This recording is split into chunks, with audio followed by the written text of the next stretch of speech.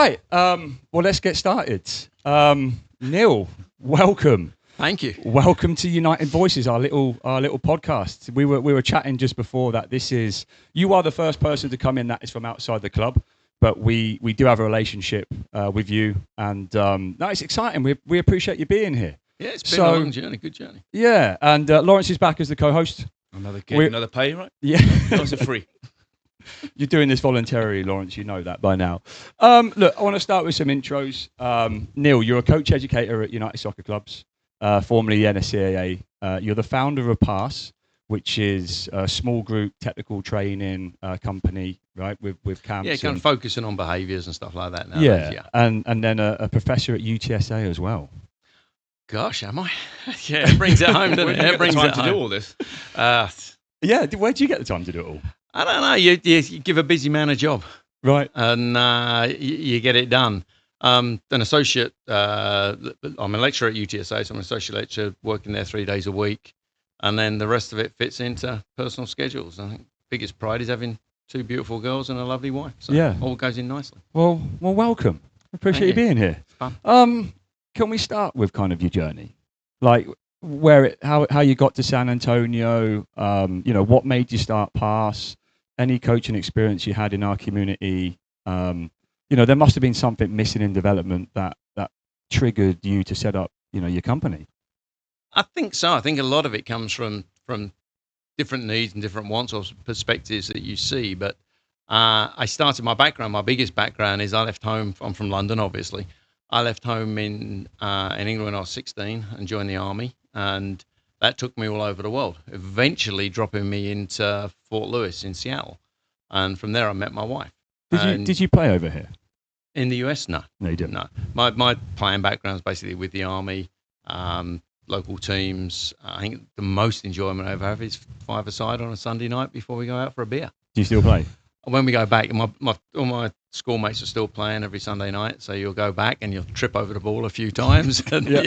We had a coaches team, but we stopped doing it, Lawrence. Why? Because we were getting games at midnight. Yeah, that's what Friday midnight games at Northwoods. No thanks. And then 7 o'clock games in the morning. Okay. So, sorry, carry on. Yeah, so I came over here I met my wife in 95, 96, left the British Army then, and came over, and she's like, what do I do now? My whole life, all I ever wanted to be was a soldier, and I'd been going through being a sapper to the Royal Army Physical Training Corps, working really hard at a great career, and then you get punched in the face, don't you? Yeah. And things change. So came over here, and she's saying, you're not going to get on unless you get a degree. And she was like, in that direction, you learn that in America, it's very much self-education basis. So landed in Oklahoma. Okay. Started school in Oklahoma, which was an education in itself. And then eventually we got posted down here. She's still in the army. She completed 25 years, finished as a colonel. That's awesome. And we came down here and in UTSA, and we might know this guy generally, a guy called Carl Moore. And I'm driving Carl, down, don't we? Yeah, we know Carl. Driving down Perrin-Bytle, and I got a British Union Jack on the back of my Ford Mustang. I'm gassing it. I'm living the dream. And he honks me out. And he says, pull over. So I pulled over, and he said, you English? I said, yeah, I'm English. Fancy a taco? So I said, yeah, I'll have a taco. So we went into Taco Cabana, and he sits down. He starts asking me about soccer and football. He starts asking me about my background and everything. And I did my FA badges. I did all this stuff back in England, but never really had a chance to use it. It was more of in the military with it. Yeah. So you'll in the military, you'll come back off operations, and as like a recovery thing, they'll immediately send you away on a 7-day course. It might be bricklaying, it might be basket weaving, but I choose the physical fitness courses, gymnastics or soccer or rugby or volleyball. And so you start bringing up your qualifications and certifying yourself and rolling through, and you never really get a chance necessarily to use it. But their whole area in which I've found is kind of my purpose is empowering you to educate others. Right. And if you get that, then they're succeeding. So he asked me all these questions, and it's like, do you want to come and coach for the Lions? Or those days, they were called the International, probably one of the teams you play for. Right. And the Internationals. And so we went through them, coaching with him, really enjoying it. He showed me the ropes of San Antonio. There was the Hammers and the Heat and all these old teams that were out there. And worked great for 2-3 years, and then being in the army, you get posted on. And my wife and I got pushed up to Maryland, and so I started coaching up there in the really quite high advanced leagues up in Maryland with the Richmond Kickers of the day and Olney and Richmond the Strikers. Bethesda's Strikers. I spent 4 years in Virginia, and on the East Coast, it's a very high level. We'd have trodden some of the same ground. It's kind of cool as an English guy over there because every place you're playing at is basically a battlefield from the Civil War. So one moment you're playing at Manassas, the next moment you're playing up at Fort McHenry or whatever, and all the fields are going around. Lot of places in Virginia have English names as well, like town names. Like there is a Reading. There's a Reading over in Virginia, Lawrence. Yeah. It's probably not very good either. You don't want to go there. You don't.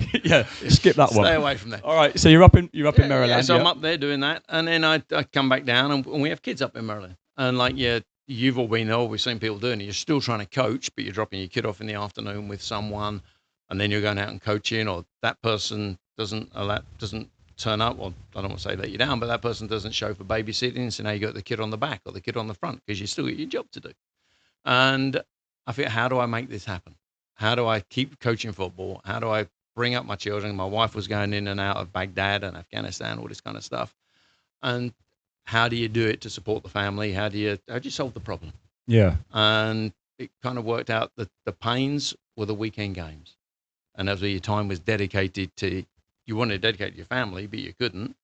So I'll start an academy up, and I'll start working through the players Monday through Friday, which will give me my weekends off, which means I can spend the weekends either at my kids' games I was missing, or they can I can look after them and just independently coach a little bit. So was this past then? Was this the early days of past? Early days of 1999. So it started in the East Coast? So it started in Olney, Maryland. It started 89, building it out, and then, 99.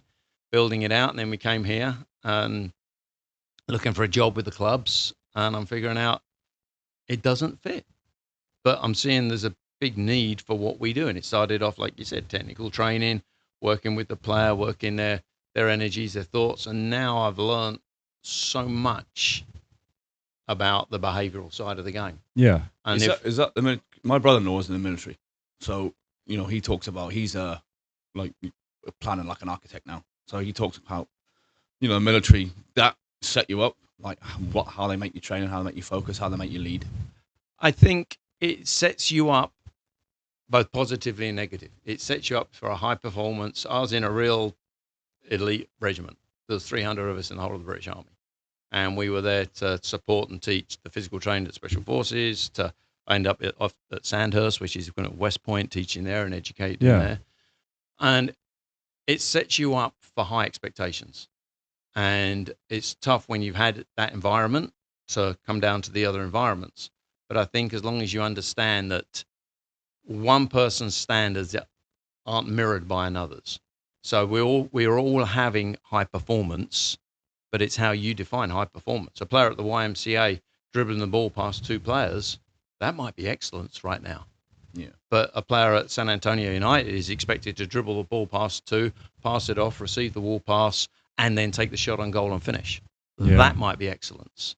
So it's this definition of how we choose and define the behaviors that we take on kind of hit me in the face. Right. And if I come up to coaches, hey mate, can I have a little play with you too?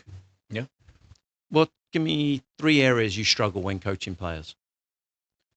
Stepping back sometimes. Stepping back, okay. Probably not overcoaching.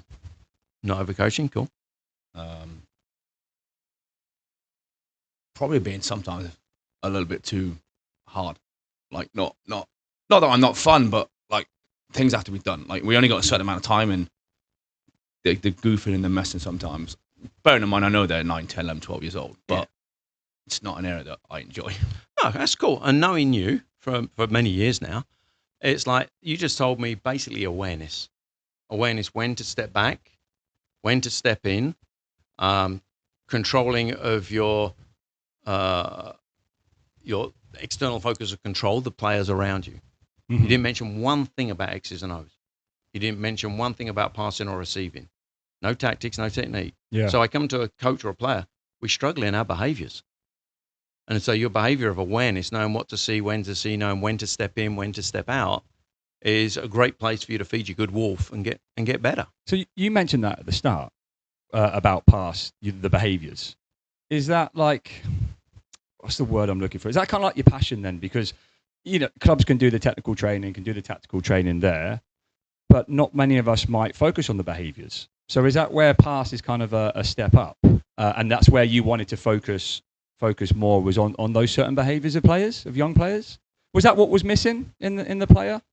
I think still missing. Yeah. I think there's an invisible expectation. We want our players to be competitive. You're going to say, I need you to be more competitive. I don't believe in the aggression word. Aggression is an emotion. If you make decisions through emotional actions, chances are you're going to make the incorrect decision. You're not focused. You're not in control. And so I believe in competition, making yourself the most highly competitive person you can. Relentless, never to give in. Yeah. And so we all want that. But how many times have you designed a training session solely to focus on training through being relentless, training through competition? Not very often. We go our 4 pillars: technical, tactical, psychological, and physical. And you're trained technical into it. You're trained psychological into it. You're trained tactical into it. Mm-hmm. But you might miss out on the physical. Or you might do physical, tech, and tack and might miss out on the psycho. And I think we all want this element in our training, but we don't focus on it when we train. And so all these players that come to me, generally, they're generally pretty good with their feet. It's their mindset and how they go through their mindset. And what are they actually focusing on? Can they see the end product? We call it the final whistle. Can you start with the final whistle? If you know where you're going, you're going to get there. Yeah. If you've got no idea of your destination, how are you ever going to get on the pathway that leads to the place you want to go? Yeah. So we'll guide the player through their behaviors to make them, you can't say make them, but give them the greatest opportunity to be accountable at the level of self. Because if I'm accountable at the level of self, and our motto for this year is above the line, if I can hold myself above the line and have my behaviors above the line, then I'm already on that field for my team. So you like to do a lot of peer stuff, like the kids with the kids. I've seen videos where the kids have like whiteboards and things in there. They're taking ownership. Part of my role, basically, people talk about their whys and their successes. I'm here to empower others so that they can find their own success. And if I give you that opportunity to find your success, you're going to own it. Yeah. If I tell you what to do, that's now my ownership as a coach. So if I'm going on that field and telling you to attack down the right wing and you don't do it, a lot of coaches I know will now suddenly blame that player for something they didn't do when it wasn't that player's choice of action. If that player chooses their own choice of action or comes along with their own plan, now that player, research will tell you, is 77% more effective in carrying out their own accountability, right, versus me doing a telling accountability. And yeah, we'll use a lot of whiteboards. We'll do a lot of planning. We come on the field, don't we? And we say, what's your plan? Mm-hmm. And they're like, blank face. Whereas you come through one of our players and it's, what's your plan? Well, I'm going to do this, this, and this. We'll give them this final whistle, we call it, and then we'll ladder back down the process to the areas they need to attack. And because we ladder it back down, they now have a measurement system at every opportunity to say, am I succeeding? Yeah. And if they don't get it, you know what? If we're not ready, we're not ready. We don't move on. I had that luxury doing the personal training and doing the academy stuff. Sometimes you guys are dealing with team level. So it's time to move on. We've got to get into this phase for this area, which is cool. But some players aren't ready. And I'd like to touch on the relationship between the club and a technical trainer and a past program. And we also spoke yesterday off camera about going over mindset and leadership, which I want to save for a minute. If we can just stay kind of on the small group training or the youth development bit for the moment, like, what are the benefits? Okay, so we're sending players, you've got a player that is interested in coming out to pass. What are the benefits of the small group training? And then is there anything that you would fix that's still going on in our current youth soccer landscape in San Antonio? Let me answer question 2 first. You want to go number 2? And then I'll come to number 1. All right. What we fixing? Remove the Google coach. Oh, well, it's the ChatGPT coach now as well, isn't it? ChatGPT coach, yeah. I mean, remove them. If you can't provide your lesson plan and your purpose for action and your continuity base from Tuesday to Thursday to Tuesday to Thursday to witness it in Saturday without joysticking, yeah, you failed. And you know what? We preach it, don't we? It's good to fail. But if we're going to fail, we need to learn through that failure. So again, in our academy, we won't fail. We'll call it falling. Because if you fall over, what do you do immediately? You have to get up. You get up, don't you? If you fail, what do? Sit in your own well of self-pity for a while. So we fall, we don't fail. We're Spurs lately, aren't we? Yeah, boss. we said there'd be no Tottenham Hotspur chatting here today, Lawrence, about the failures of that club. So. And so I think the coaches that go online and choose the Google activity that looks really good and it's clickbait and it's all this kind of stuff that has no real purpose. And I'm seeing coaches go out and they're dribbling around cones. When have I ever actually dribbled around a player? I'll dribble to a player, I'll attack the back space of the player, I'll fake and feint the player, but I'm not going to circle the player in 360 degrees with the ball. So what would you do different then? Why would the heck would I do it? Because some will argue, well, it's just a warm up, or it's ball mastery, or it's getting touches and getting them using all four parts of the foot. But yeah, look, it's not. I agree, it's not game realistic. You're not going to do that in the game. But do you see no benefit in that, or how would you change it then? There's obviously a benefit if we're touching the ball, but I'm asking, and I'll ask, and I don't get a lot of feedback generally. But what's the purpose? What is the reason for you teaching that or you showing that? How does that reflect it? Does it look like a game? If it doesn't look like a game, then it's not a game. Yeah. How does that reflect your game model? It's a drill of repetition, of which is unpressured, and that drill of repetition isn't going to get seen on the field because there's no moment of transition. Now, putting a moment of transition into one-on-one training is really tough. Mm-hmm. You got the guys that'll hold up a red cone, hold up a blue cone. Cool. I haven't seen a red cone on the field yet. I've got to check and scan for two things, opportunities and threats. Opportunity being space, time, teammate, penetration, shot. Threat being compaction, denial of pass, pressure from the opposition, whatever it might be, lines. But if I'm scanning for two things. I'm not scanning for a red cone and a green cone. So this is where the benefits of small group training could come in. I think so massively because it forces the small game. It's into a small game. Charlie Cook, a name drop there for you, but a colleague that I've worked with, ex-Chelsea, of course, but we said we wouldn't talk about Chelsea.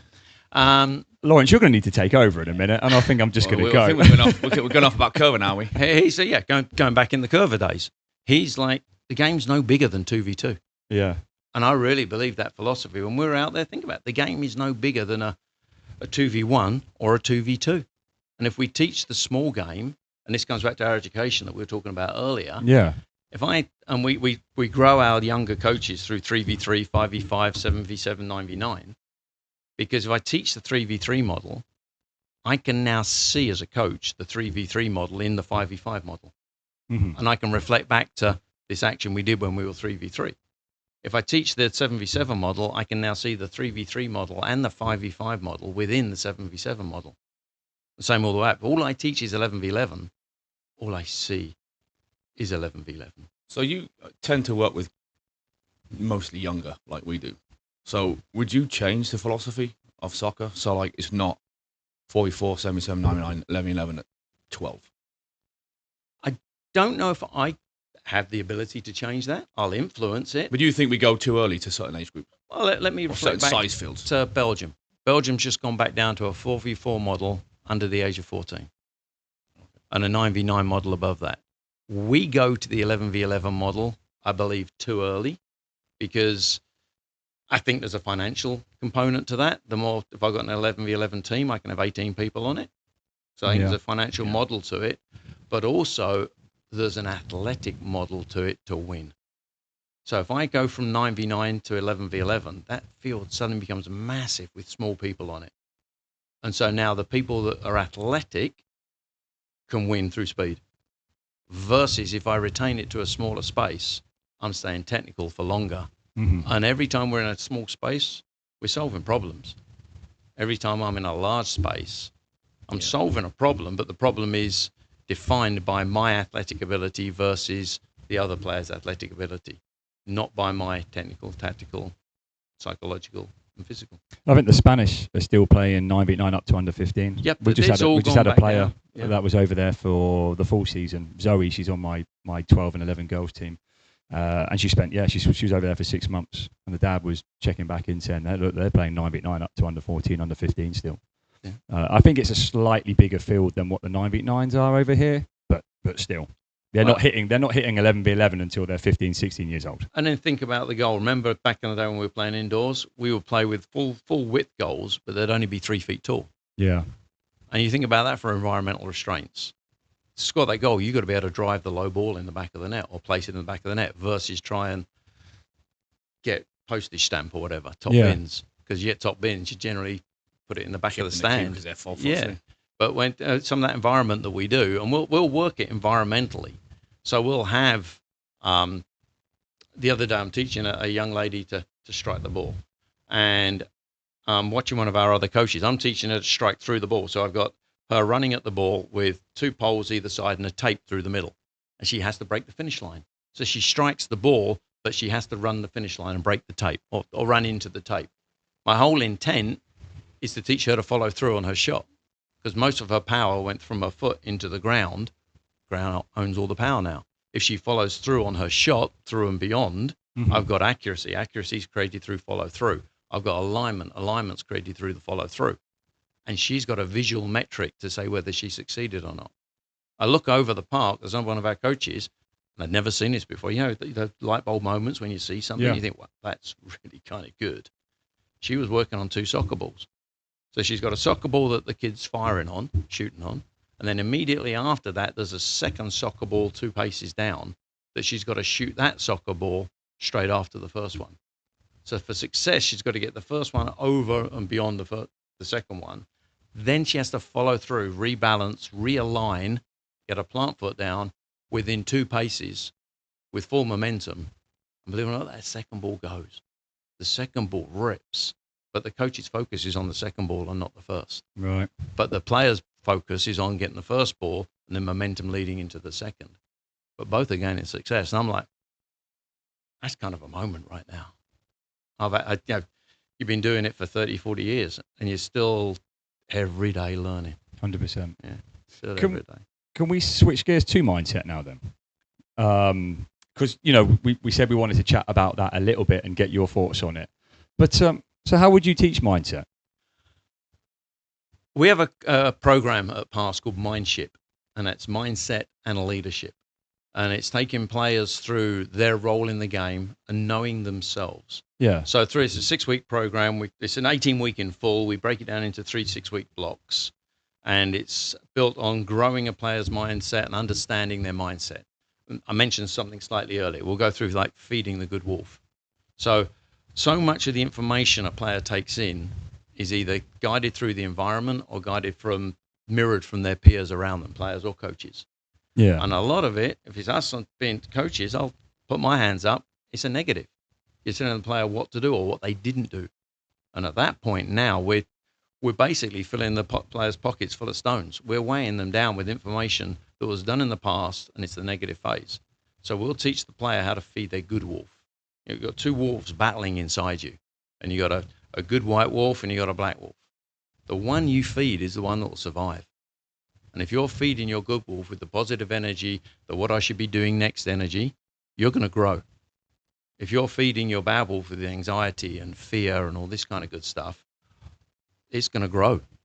And it keeps growing and it keeps growing. And eventually your good wolf is going to be this big and your bad wolf is going to be this big. Yeah. You feed the one that works. And so we go through these ideas on mindset. Like direct research will bring it down to the player level on fixed and growth. Where would we go at this point?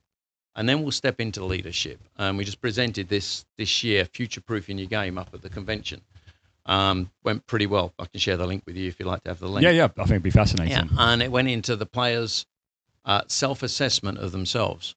And we'll run players prior to the game. We get to understand the player in the first 2-3 weeks. And we've done this with a lot of the ECNL players here in the city. I do it with the college girls at UTSA. Performance analysis, I work with volleyball players as well. But they'll run what we call a pre-mortem. So they'll play the game in their head, first of all. And they'll go through, what does success look like for me? What's their success criteria? And they'll go through these ideas. And then they'll go, what if? What if I get pulled off 5 minutes after I get on the field? How do I deal with that? What's my plan? And then they'll go into their non-negotiables. And then we come back into behaviors. What's unacceptable to me?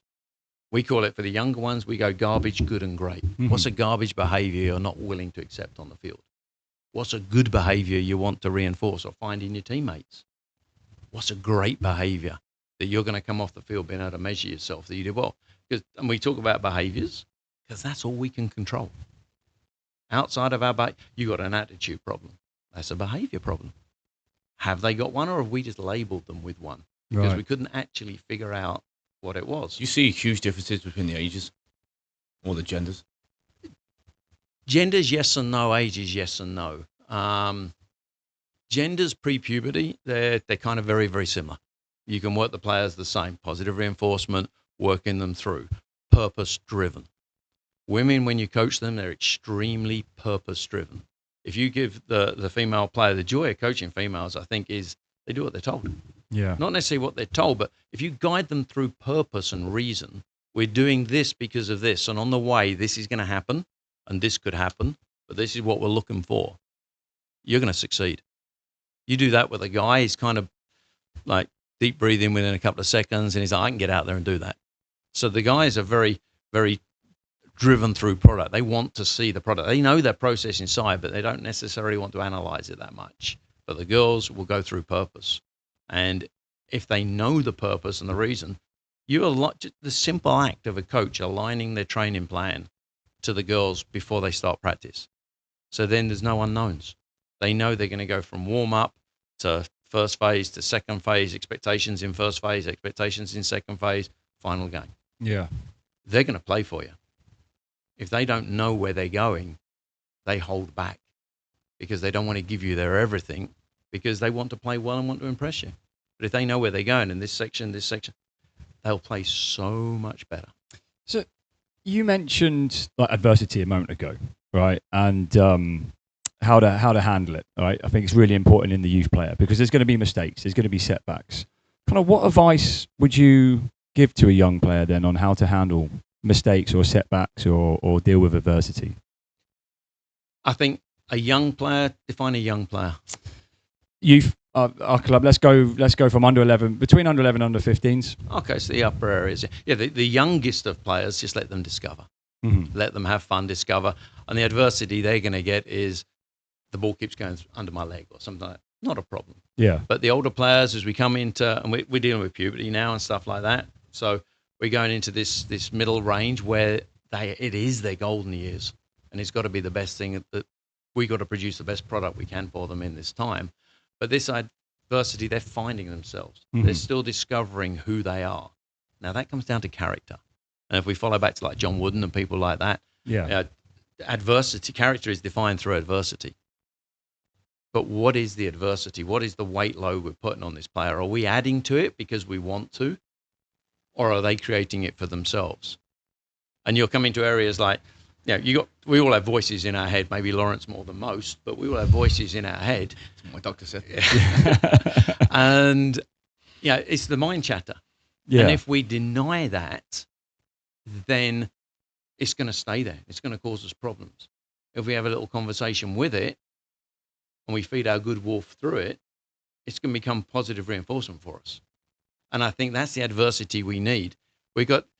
Us as coaches have got to allow the player to recognize this is a tough moment. Mm-hmm. And it's not an easy moment. So where do we need to go with it? How can we grow through it? How can we get to the other side of it? And maybe it takes a climb to get there. Yeah. But if we can recognize that adversity and we can audit it with the player, we can share it. So the player's not receiving it on their own. Problem halved is a problem shared. So as they've got that moment, they're struggling. Put them over and have a chat. How you doing? Yeah. A simple one, just break the ice of the conversation and figure out if we could do that differently, what might you do again the second time? What might success look like for you right now? I think that could be one of the strongest things we can do as a coach is have that personal relationship with the player and ask them questions. Want to know what's going on outside their life. How's your family? And not just, how's your family? How's your dad? Yeah. Like really want to know how's school going? How's your family? How's mum, dad? What have you been doing? I think that's critical. I really do think that's critical. Developing that relationship. I don't think it's a one-time conversation. No, it's ongoing. It's like if I'm going to pull a player off the field, and I see this a lot, coaching education wise, I don't know, maybe 10 years ago, 15 years ago, we didn't know what we know now. We know a lot more information. Information multiplies every 4 years, doubles every 4 years now in the current technical age. But if I pull a player off, and for example, I'm asking them to scan for their inside forward. So they're a wing back maybe. I'm pulling them off, and we have a chat, and we're discovering it, and they can't find their inside forward. So what would you do differently? Well, coach, I'd look up earlier when the ball's not in my feet, and I'd scan the field when the ball's not in my feet, when I'm accelerating through space. Dude, sounds like a plan to me. Yeah. All right, I'm putting you back on the field. I'll be watching you for the next 3-4 minutes, and only you. And I'm going to discover when you're doing it and where you're doing it. And if you know you've done it, let's recognize it and celebrate it. How can the parents help with the mentality side of it or the mindset side of it? They know their children better than we know their children. I think they can understand that when we're trying to support the process of the player, it's not a personal action on the player or a reflective action on the parent. We're trying to make their son or daughter stronger. And if they're denying that capability, or their conversation in the car is immediately, don't listen to the coach, he doesn't know what he's talking about, you're a great player. We spoke earlier about mindset. Mm-hmm.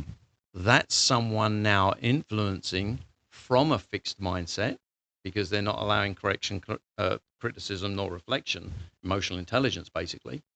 That's now someone criticizing from a fixed mindset to enforce and influence a fixed mindset, versus most of the kids we come across, their growth.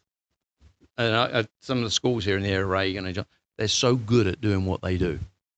And they're in a growth environment, a challenged environment, continually making better. Yeah.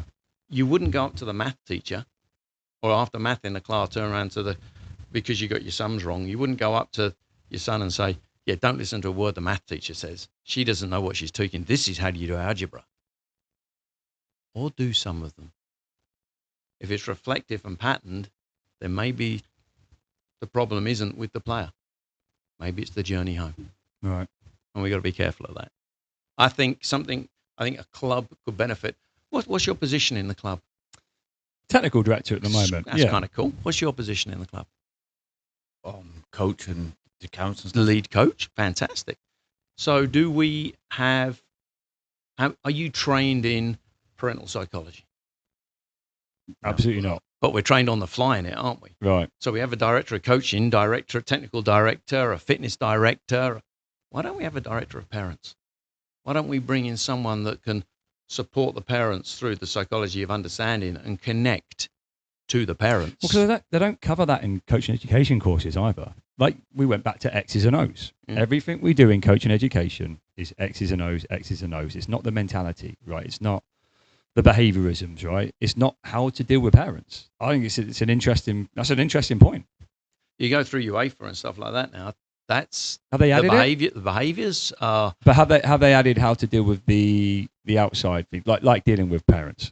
I couldn't answer that question professionally. I imagine they are, and I imagine the clubs, the professional academies, I'd like to say Arsenal, I'd like to say Chelsea, I'd like to say Manchester United.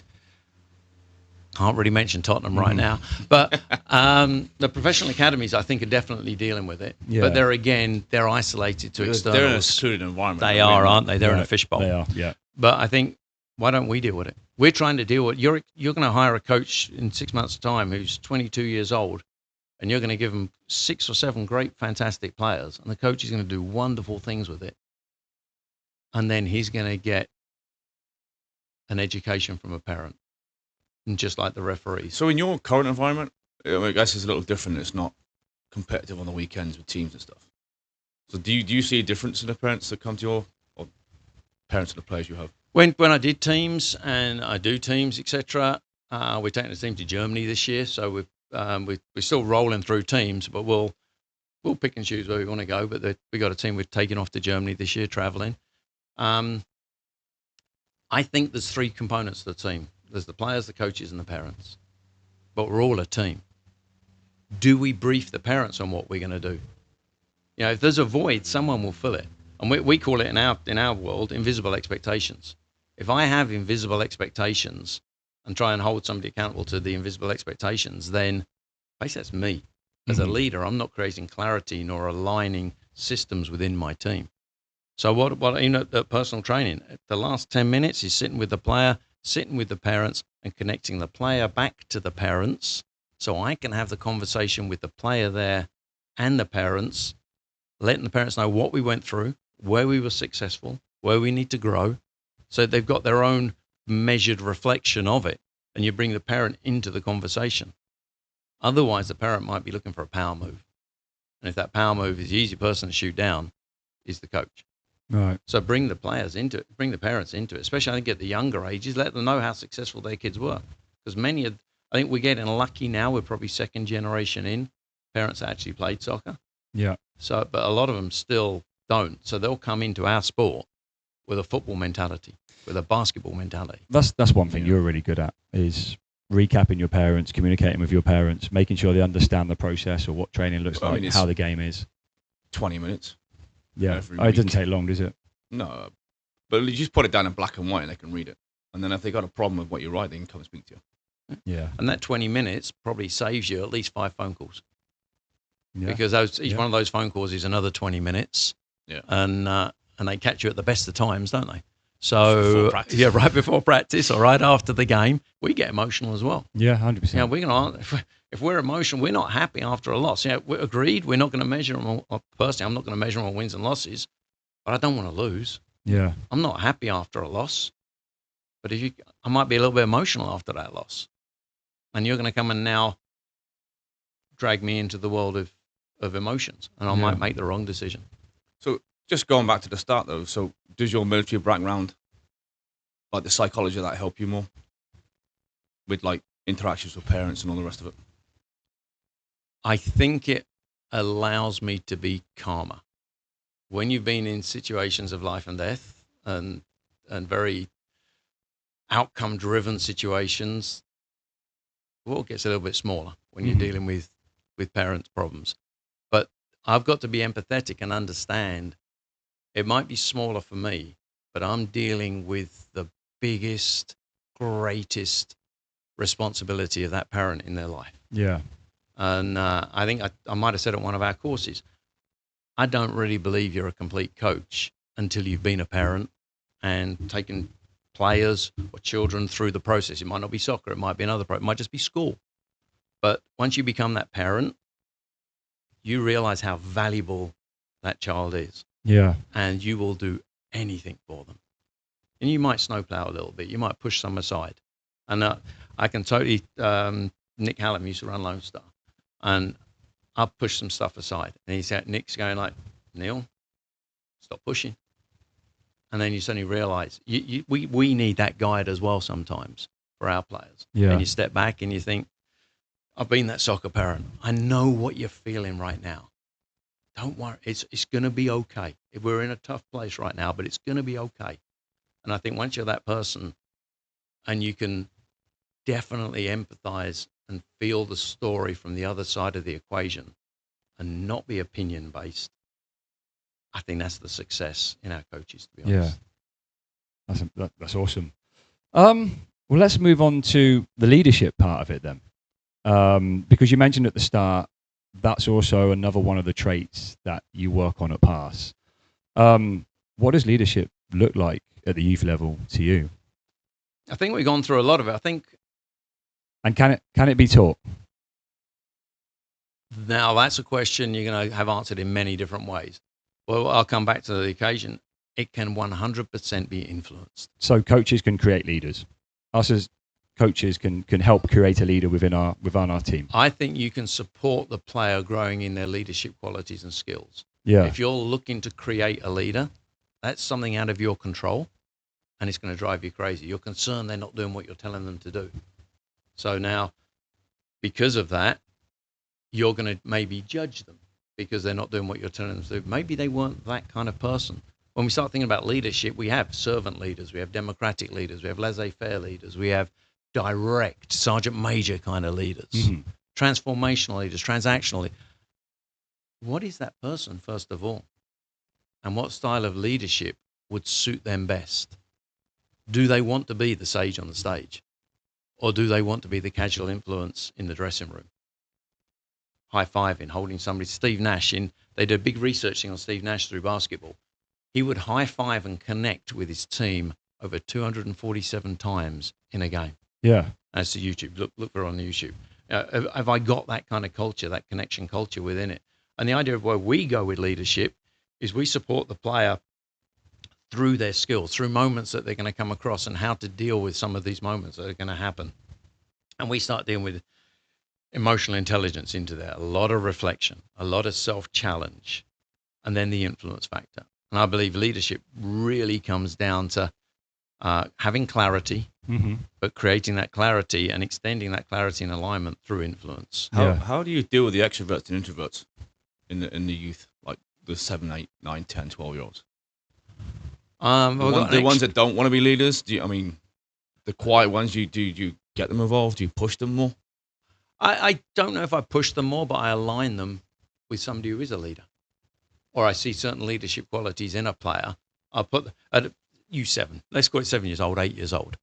I'm physically looking for the players that mirror off and match off. So I'm going to place Johnny with Simon. Johnny's the outward-going, strong leader, very confident in himself at the age of 7. Simon's quite shadowed down, quite low. I'll put them together. And then when they've got to discuss their reflections, because we'll put them in, we call it pass pods. They'll come in and they'll talk about what we need to do to be better or where we can improve. Again, feeding you good wolf. They'll come in, and now I've got the very dominant, assertive 7-year-old, and I've got a little bit of a step back 8-year-old. Now, do they match in that moment? No. But I'll play with the chemistry for the next round of practices, and I'll put my quieter one with another quieter one.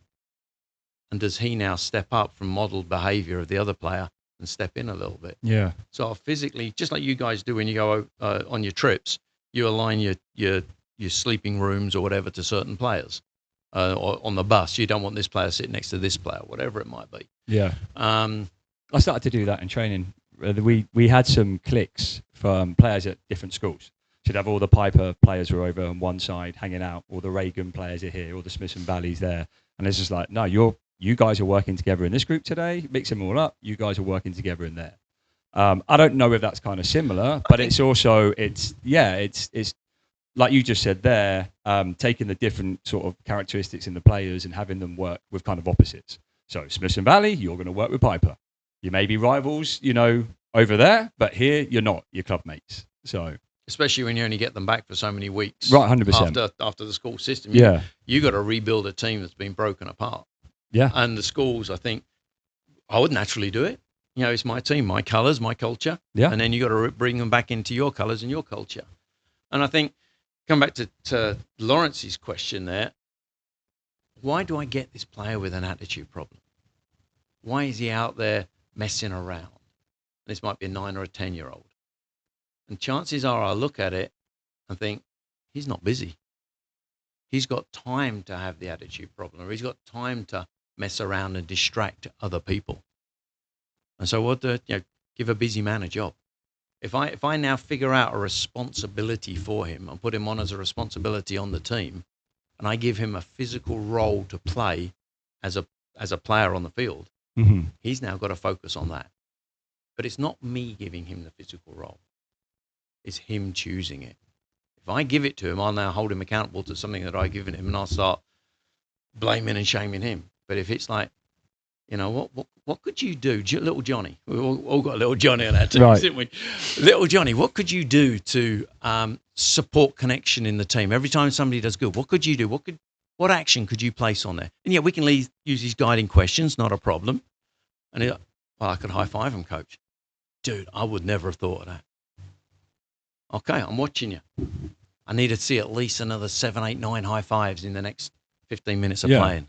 Now he's got a physical task to do on the field, and he's no longer messing around. So I think that ties in. My last question to you on leadership was, have you seen leadership change a team culture? I think that kind of ties into what you just said with little Johnny. I've seen assassins destroy a team culture. Okay. Well, that's interesting. Do you want to go down that route quickly? How do you take it? Well, we all have assassins. We didn't say you define that assassin, but someone that mucks around through practice, distracting, not putting in the energy nor the effort, and then another player will link into it and realize I don't have to put in that energy. So now your training session, I think one of the hardest things, if I could have a magic wand and wave it at a team, be listening. The players struggle with listening. Right. They really, really do. You notice that? Yeah. Oh yeah, the younger ages. Listen, they are young. I feel like sometimes we put adult expectations on 9-10-year-olds to focus and listen. I think so. I think we really do. But it can be a huge distraction sometimes. Yeah. That one player, the two players that don't listen, we have a little talk. Cone A goes to cone B. Then they come up to you straight after and say, well, what do I do, coach? How do I remove that assassin? Because they've now just changed my mindset to answer the same questions twice. Yeah. So what we'll do when we're doing small little groups is I'll have Johnny and Simon out there. I'll give my explanation to the team. Johnny turned to Simon. Simon turned to Johnny. Explain to each other exactly what we're going to do now. And now they're holding each other accountable at the level of self. And we have this thing called the rule of three. Follow Mark Bennett. Mark Bennett is just mustard for this kind of stuff. We had the rule of three that we bring out there. That first player is accountable to themselves. And what we all agree on that success is, you're accountable to yourself. But if you fall out of that accountability level, we now have twos, which are all their teammates. And we make sure that we voice that twos have permission to bring ones back in line with the team. They can't scream and shout and be negative. No, but I can get you, if we're waiting to go on the field or we're in a moment where the ball's gone out of play, you can comfortably go up to a one and hold that one accountable. So they can help impact the change and change the team. It's culture. Creating leaders within leaders create leaders. Yeah. It's creating empowerment within the team so that they can all have their own successes. So we have the rule of one, player, rule of two, teammate, rule of three, coach. Coach can go to a one or a two at any time. But if I've got three, if I've got to get a message to a one, if I've got to get a message to Lawrence, I've got to come through you. Right. And I've got to tell you to pass that message into Lawrence. So I'm connecting this communication again, making an alignment. And I might get, different, like you said, different schools, different personalities, but I can align them back together. I can bring them back together. And if it's part of our culture and part of what we preach, then that leadership comes in. And we now remove the environment from assassins. That's brilliant.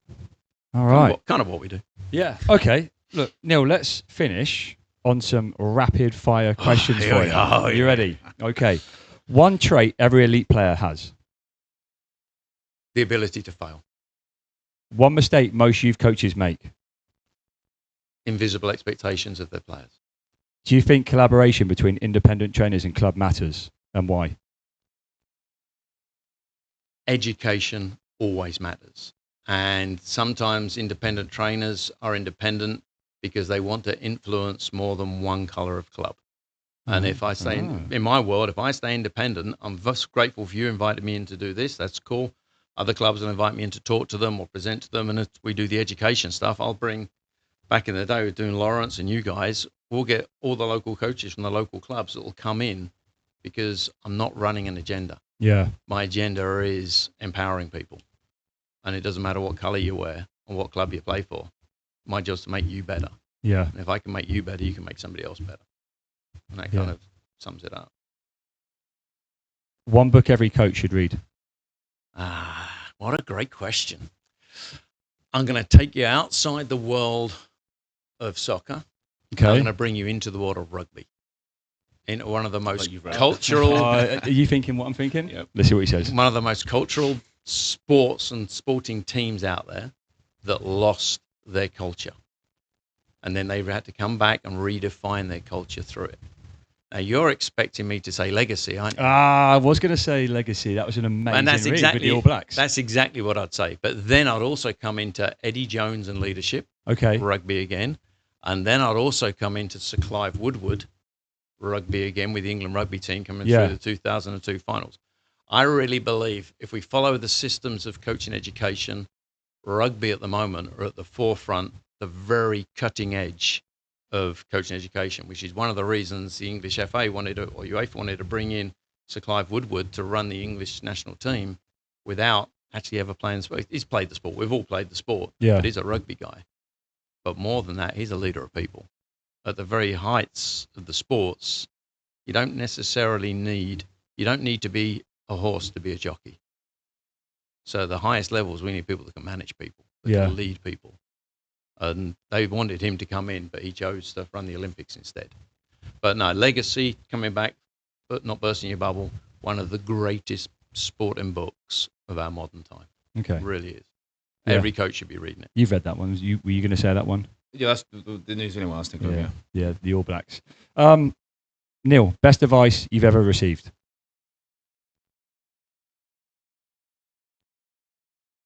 This might be the first time he stopped talking in the pod, Lawrence, here. I've received a lot of good advice. Is there one moment then that sticks out for you? It doesn't even have to be soccer related. It's not a single piece of advice, but it's a moment that changed the direction of my career totally. Yeah. Somebody saw something in me and they expressed it. And that moment was 1985, going back a few years now. I was in the army. I was a sapper, blowing up stuff and developing stuff and doing all sort of engineering areas. And I thought I was good at it, but apparently I wasn't very good at it. Right. And one of my staff sergeants came up to me and said, Neil, we've got a place for you as a physical training instructor. We feel you best fit this model, and this would be a place that we want to teach and educate you and grow you to be. Yeah. And I'm like, why? I like blowing up stuff. And they're like, no, this is what we see in you. Yeah. And I'm like, I'll give it a go. And that moment, if I hadn't have taken that step, if I hadn't have jumped at that moment, I'd have never worked with special forces, been with special forces, worked with officers, met my wife, come over to America. You have that sliding door moment, that one decision that changed your whole life. I'd have said no. I'd have stayed in the engineering world and I'd have gone up the sapper ladder. Yeah. But I chose to take it. And every single thing in my life changed that day. And Awesome. so it's not a piece of advice, but it's a moment of advice. If I did choose the words I'd use, be quick, but don't rush. That'd be kind of my piece of advice that I took. Rushing, always, I'm very impatient. Right. And I think my greatest weakness is me being impatient. And be quick, but don't rush. And I try and breathe that into all my players. Slow it down, break it down. Be quick, but don't rush it. It's gonna happen. It's gonna be all right. My last question for you then, and you've done this a few times, and we really appreciate it. Why do you recommend some of your players to our club if they're looking for club soccer outside of pass? Every player has a part to play in the story, and I feel going back to your roots, meeting with Jay many years ago. I can remember being in Starbucks. This is going back to probably 2005, 2006. Yeah. And I'm talking to him about what's his purpose, what's his reason, why does he want to build SA United? Why does he want to build this new club on the scene? And his answer to me is, I want a social athletic club that will share the ability of fun, happiness, and success with the players. Yeah. I want it to be serious, but I don't want it to be too serious. And I think that's stuck with me. And when I have players and I find players that just enjoy the game and want to play and want to be taught and want to be educated and want to grow, but they don't necessarily want to be traveling to Dallas every weekend and out of state to New York on the odd weekend. I mean, you guys do that. You take trips abroad to England and all this place. It's fantastic. But round pegs, round holes, square pegs, square holes. And then you get the odd player who's going to go places. And there's one of our first ever players is breaking into the U20 national team now. She was here for a couple of years, then went up to Austin, then went up to Dallas. You've got to support that journey. Yeah. Or the energy and the effort that's placed on them. We've got a couple in town at the moment that are like that. They've got very, very good potential. And I think they've grown out of San Antonio. Yeah. And now they're going up to Austin, and they may end up going up to doing the Dallas route. And I think we as coaches as well have got to see when that happens. So we can't hold back a player. We can't hold back a person for the benefit of us. And you don't do that. Yeah. And I've seen that in many of them. I mean, I've known Lawrence 12, 13 years going on probably. Yeah. And you don't do that. And that if that's the behaviour you're willing to show, then that's the behaviours you're willing to accept. Oh, I appreciate that. Well, let's end with then, Neil. For anyone like listening to this today, look, it's been absolutely fascinating, and we appreciate you coming in. But where can people find you? Where can they find Pass? How can they connect with you? You can email me at neilhull@pass1on1.com comfortably, or we're on Instagram at pass_academy, and on Facebook at Pass Academy. Ultimately, what I'll do is I'll share a couple of links with you guys that you can add these to it, but give you a shout because we believe in what we believe, and I'm grateful for the support you offer me by sending your players our way as well, and the trust that you have in us for you. So if you're part of SA United, just go back through you, and I'm sure you'll share my details. If you're not part of SA United, maybe come out to a camp or something like that and learn what they can offer and learn what they can share in the enlightenment of soccer with you guys. All right. I'd like to add one thing. We do have a camp this summer. So we have a performance camp in June that we run every year, and we really bring our mindship courses, our mindset and our leadership into these camps. It's not your general technical camp base. We'll focus on the growth and development of that player, and we'll work through ability groups. We'll work through spectrums of ages. I think we're 9 through 19 this year, and that'll be our 26th camp, 27th camp like this. And there's a lot of empowerment that goes on it. So give it your best shot if you'd like to do that. Yeah, and people can find details on that camp on Instagram. Yeah, they can go to our website, www.pass.on1.com. Yeah. Well, look, this was brilliant.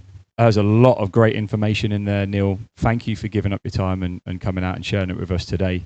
I think we're going to wrap it up there. So thank you guys. It's been emotional. Yeah. It's been emotional. Brilliant. Thank you very much, Neil.